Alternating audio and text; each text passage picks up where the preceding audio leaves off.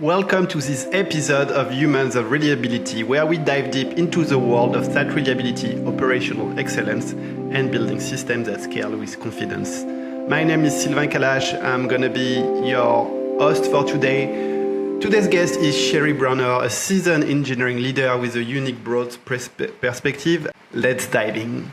Shery, thanks for being here. Can you tell us about your background, career, and more importantly, how you got involved in incident management? Happy to. I have been in the world of tech about 2 decades and started as a sysadmin, then was very curious about networking, and then I realized that I hit the ceiling of, like the glass ceiling around the area because of various reasons, so I moved to software engineering. And at first I started as a backend engineer, and eventually down the line I got interested in the front end and then moved to front-end engineering. And eventually in 2014 I moved into the management by taking over a team as an engineering manager, and stayed in the management after that. Let's say, like any other engineer, my intention was also to ensure that what I do is quality, that I look after it, and so naturally doing all of the due diligence around the operational excellence.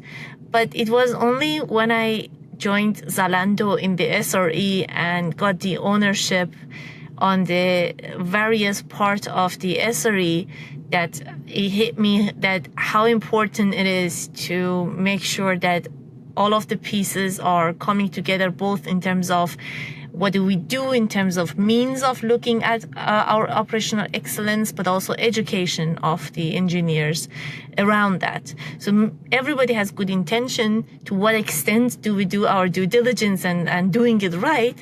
It became very evident for me that it varies depending on what your exposure has been and what you have learned as of this is enough, so to say. And that's where I got mostly engaged there, and that's where my passion has had this basically pivot into getting to the bottom of what and how I can help also other engineers to raise the bar of what do they expect of their operational excellence, and just be having it run in the production and looking after it to somewhat is not what it is good enough to go at scale. So there's a level where is it good for getting something going, but then when you want to go from certain level to another scale, this is where you will realize that like maybe whatever you had is not just enough, and you need to basically do more and have more preparation and more understanding. And I think that's exactly where I realized how observability as a foundation of all of this would allow you to gain perspective and then know and equip yourself with the incident management right way of like tooling and processes and insight to get the control that you want to have. So that's the basically where my passion started to develop. Very interesting. How did you go? So if you understand well, were you in front end before getting into SRE and going about realizing all of that? Yes, exactly. So I was in the backend engineering for a while, and could say like equally the same amount I spent in the front-end engineering, and then became an engineering manager. I realized that the balance in both should be there, but obviously a lot of people mostly purely focus on the backend more than the front end. But I think the balance should be there, because most of the time, whether it is in a mobile phone, in an app that you start, or a web app that you start, that is where your customer-facing product is right there. And having the reliability and having that kind of maturity on that end is equally important as of the backend, and smoothness of how your transactions and all how your interactions in the backend is being processed. So I think it's equally important. Mm-hmm. That's a very unique profile. I'm not sure I've ever met an SRE who've been through the front end kind of role. I mean, full stack engineer become SREs, but I agree with you. There is a huge part of reliability that is involved in the front end. So you going through this role probably taught you a lot and probably making also a big part of what you are amazing at what you are doing at your job. Shery, let's dive into incidents. And what do you think are, the industry is generally doing wrong with incident management, especially when it comes to the priority of these incidents, how they are prioritized? If you want to talk about it, it goes to hours, but just to simplify it in a nutshell, you can say that most of the tooling out there, they're focusing on wanting to solve it like a silver bullet, thinking like one fits size for everyone and for every problem. That's where the adoption of those tools also becomes a bit of a problem.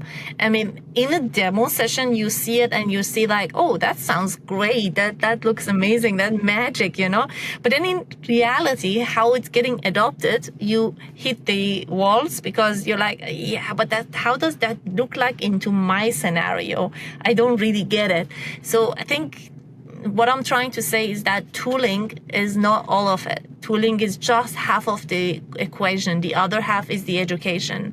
And what I think is required for all of these magic tools is that making sure that understanding of it and how you can fit that with what you have as a custom scenario is where the pivot can happen. And all of it also, by the way, again, I'm with the risk of repeating myself, start with gaining the insight into your services and what about of it, how it's behaving under different scenarios and the setup and all of it. So observability for me, it's extremely important. How mature are they in the world of observability plays a crucial role on how well are they doing in the incident handling of things. Because just knowing, if you want to know something is wrong, then you need to have that kind of visibility to capture it right away before your customer is in pain. Because at the point that the business is bleeding or the customer is in pain, you're too late. I mean, obviously then and then you go react and then get it in control. But that's exactly what you don't want to have. The customer experience that you want to protect is what makes you think in advance, how can I be proactive, not reactive? Bring us back, you spoke about being close to the customer experience, which again, bring us back to the front end is more exposed to. Do you have a specific example where you've seen a scenario where on paper, it was done and maybe it was done right, according to some framework, but in reality, it was not working? Let me say it this way. Maybe it's not exactly directly answering your question, but in a way it would put it in a frame. I think it's not just front-end versus back-end and limiting it to front-end being the customer-facing only. It's much more intertwined onto how all of this end-to-end works so that the customer is happy. And that starts with defining your user journey. So what is your user journey is the number one question. I remember at Zalando, this was one of the exercises the SRE did because we have thousands of microservices that are involved on that shop to smoothly operate. And I'm sure all of them are important in one way or another, but not all of them are tier 0 or tier 1 that sits in front of, in the journey of your customer, being, for instance, for this scenario of an e-commerce, browsing a category and selecting a product and basically going all the way to purchasing that product. So this user journey will have a handful of services that are sitting, and those handful of services, I would like to not call them, maybe for the sake of clarity, service, but operations. These operations that are together allow the customer to fulfill this journey are sitting on the edge, and they are supported by probably 100 other operations underneath. But in order for you to be able to capture the problem on the symptom base, not when it really hit the customer, but when the first symptoms are appearing, you want to really focus on those edge operations that together, hand in hand, develop your customer journey. You protect that, then you'll be able to deliver a smooth operation and be proactive enough to not gain the experience when it's too late, when you're bleeding money, when your customers are in full pain. And I think this is where the concept of service level objectives comes in place. Developing a set of SLOs that are together show you the end-to-end of your user journey is where you gain the visibility, the insight that you need to operate so that you can react in time before your customer is in pain. Very good. So the approach is moving your incident management strategy to be very SLO-centric. Can you tell us a little bit about how, more practically, how would you put this in place? Of course. So let's take a step back. Most of the people start with creating arbitrary alerts based on set of metrics that they put together. They say like, if, I don't know, on 95 percentile of errors, so and so, that they go ahead. Although like in the concept, you think about, oh, that makes sense, right? The error rate, and I will report on it. It's important, where do you actually capture those error rates? That's why this concept of edge operation comes into the picture. A lot of people also still stick to this old fashion of thinking of, I have my logs, I have my metrics, I set this up, I set that up, and I will just predict what could go wrong, and then I will set up a set of alerts that would then fire up if something goes wrong. And then when you see what happens in action, you see on-call rotations where you page your poor on-call engineers 20 times in the middle of the night just to tell, oh, that was just another flaky alert. It was just kidding. Go back to bed. I literally have seen in my experience a scenario where this happened and one engineer was called 20 times and they were so frustrated.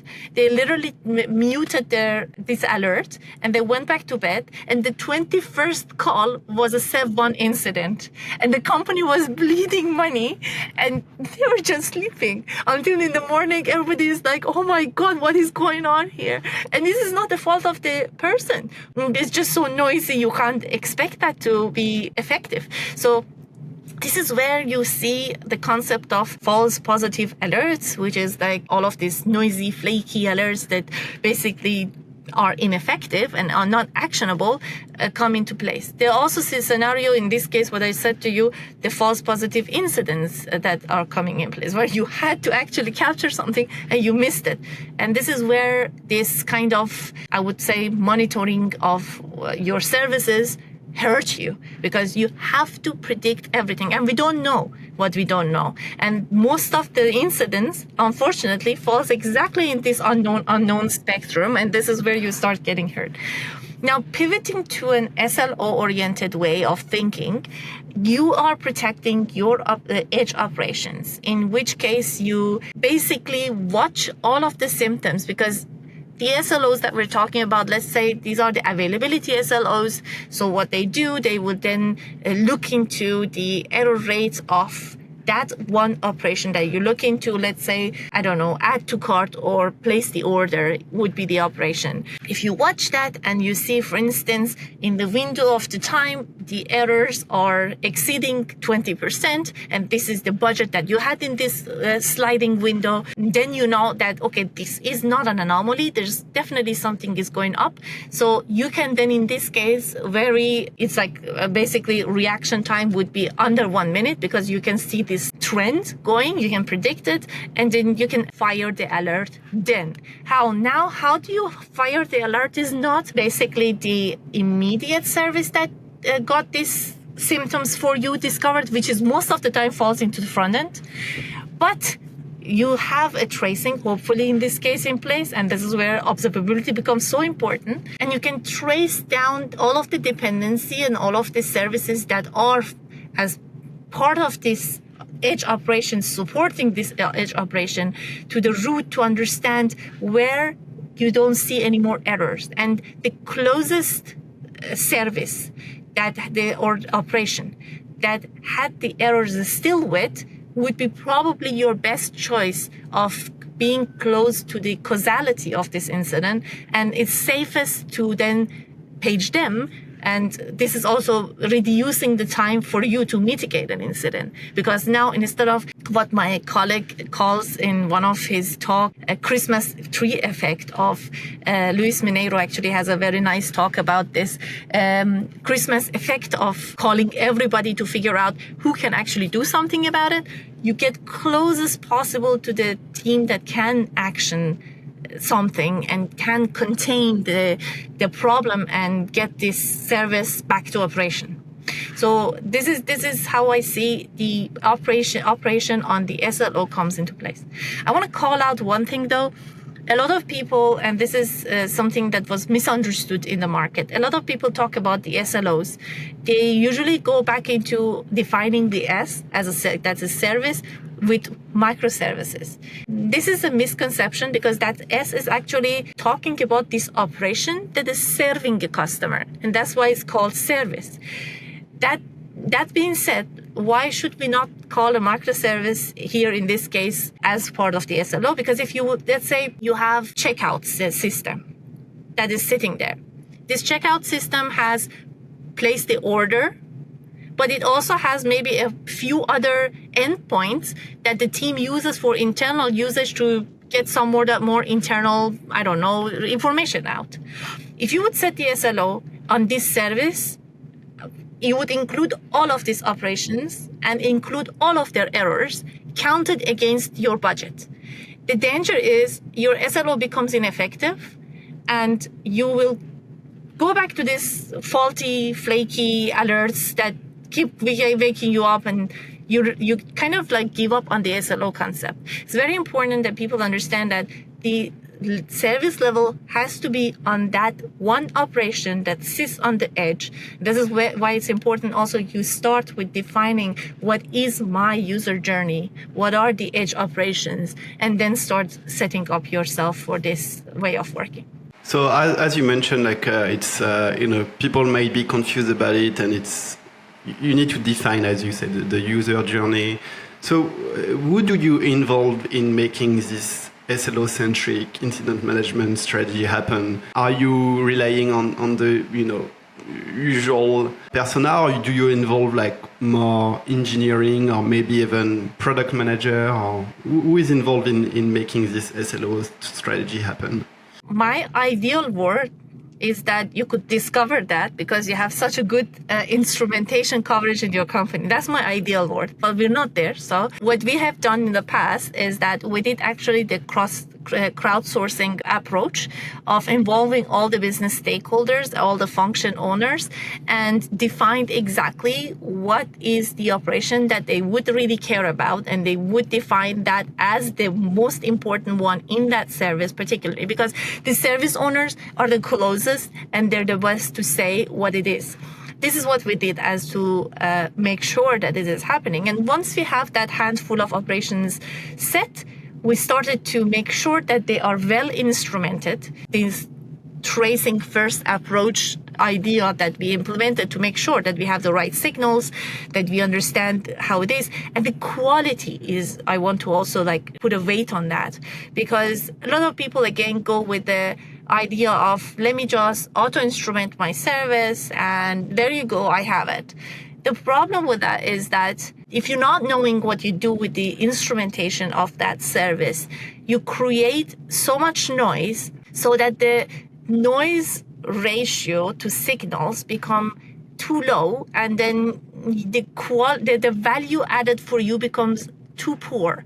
So you don't really get what you really need to have, which is a high quality signals, right? So this is where the approach of crawl, walk, and run for instrumentation of your services becomes very valuable, so that you would understand exactly what are you annotating in your instrumentation that gives you that quality signals that can make an action happen for you.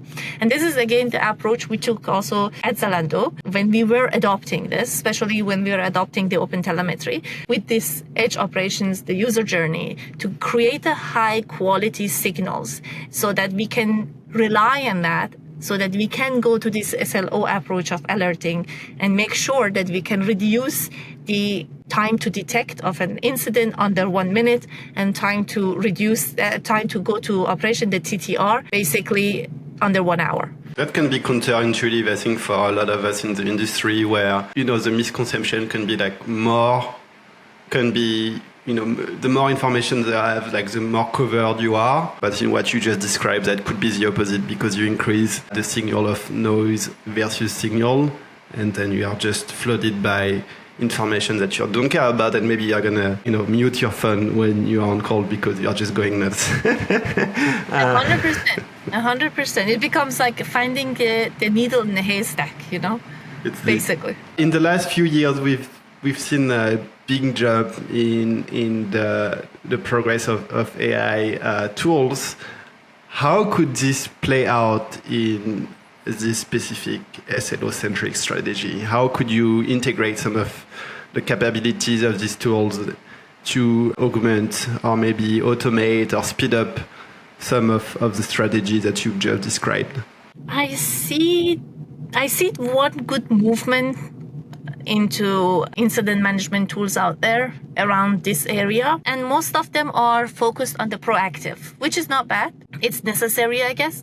And this is the part that they will look into all of your already known information, whether it be the signals you get from the observability, or be it the postmortems or technical documentations that you have, or the conversation and chats that you had throughout the other incidents, and then combining these with the alerts that are getting fired, and you can just have a head start with your playbooks being right there, your knowledge base being right there. So if there, let's say, an incident happens with Redis, your other teammate had the same kind of incident, you could just already consolidate and say, hey, these other actions that other teams made was in the same contained symptoms that you see, so maybe you want to have a head start there. This is definitely improved way of looking into bringing let's say, stop the bleeding and bringing the service back into operation. Has good value to it, and also reduces the cognitive load for the engineers that are in a firefighting mode. It also bridges the knowledge gap. Let's say if there was some sort of configuration problem in a Kubernetes on one, the last update that was not happening in one department, this could be then transferred also afterwards from the incident to the rest of the company. Like, if you are behind, if you're lagging behind, please make sure that you don't, because this happened and this can happen to you. So these are all of this opportunity creation that can happen for, again, being proactive and spreading the knowledge and doing our due diligence better. All of that.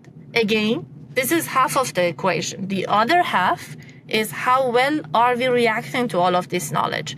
A lot of time you find people knowing this stuff. This is this time between the incident that we can measure. If you would actually literally start measuring your time between the incident, you realize some of your incidents are repeating much faster than it should, and you have to have it. Rationale behind it is that the team knows that there's this vulnerability and they are in danger of getting into that pitfall again, but they don't prioritize it because priorities, this is all about that. So having all of this information maybe allows you to be a little bit more diligent, but you should also have that kind of hygiene in the team to react to it. I will pin this, but I'll come back to how SLO can get you that hygiene.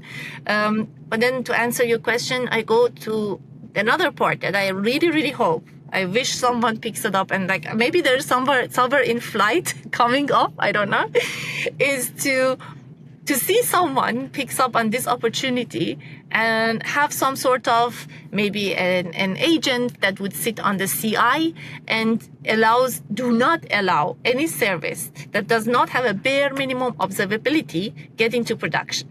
as like one of the, like, you know how we do all of this integration testing and all of this stuff on the CI level, and it became like an kind of course we have to have that kind of scenario. I really hope that like one day I see that observability becomes one of the must-haves for everybody in the mind, and observability being that the insight you want to have, this wide event that you want to have, not just I have my logs so I'm observable, that I have my metrics so I'm good to go, but like literally the real insight that this telemetry, this signal can bring as a value. And I think the best approach is to have this tracing first mindset to come into the place. And I think that would be great addition that we can have in this era where we can use AI right now. I mean, it's pretty mature into optimizing processes, to be honest with you. Maybe it's not there for the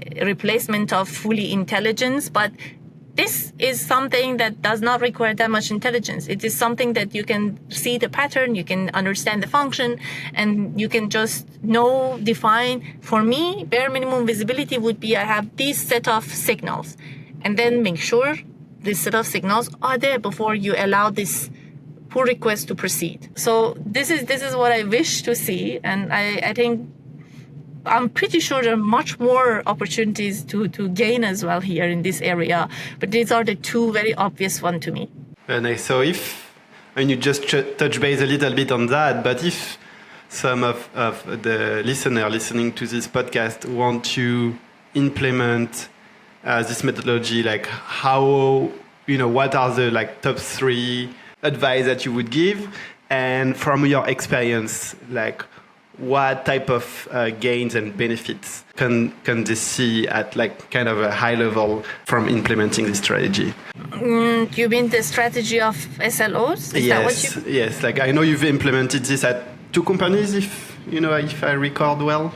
I mean, the second company is in flight. We had the first results already out. I heard from my team that were there still. Yes. So if I would to say what they should keep in mind is to start with the example and an MVP, because if you would go, especially on the enterprise companies, the buy-in is important.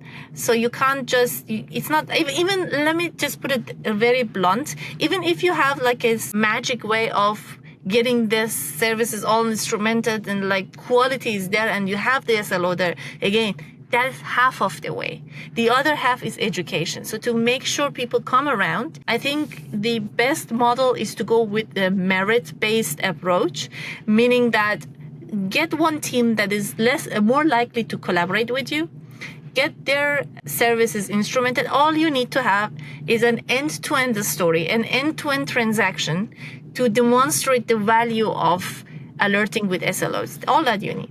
So if you would capture that and you have this end-to-end story and you show the success stories by measuring the baseline, where they're at today, how much false positives they have, both in the alerts and the incidents, and where they should be, and also the reliability measures and other measures like such, like the time between the failures, time to detect, time to mitigate, time to escalate, how long it takes you to find the right team. That's the time to escalate. Like how many often did you have to bump this alert to other team to get the right one? All of these things. First, measure this end to end. And by the way, a mistake that is made, people right now only measure 2 things: time to mitigate and time to detect, and they combine them, time to TTR, time to restore. The problem is that under hood of these high level measures, there are multiple other steps that contributes to it. And if you don't measure those lower level, then you don't know how to translate that into action that can reduce this whole scenario. And I would say understanding those baselines, it's very important. Then finding one case that you can today solve in a very short time, and by instrumenting it, sitting with the team, working with them, identifying their operations that are at the edge and important, instrumenting those, and afterwards putting this in action and see how are they doing, how healthy are they, did they improve their KPIs, Are they feeling much better? Is the team actually feeling better? We had this, by the way, approach of in SRE as well back in Zalando. We called it dog fooding all of this thing to ourselves. And I literally had this back then in my own team when we developed it. We first started with ourselves, adopting the tool ourselves, adopting the strategy ourselves.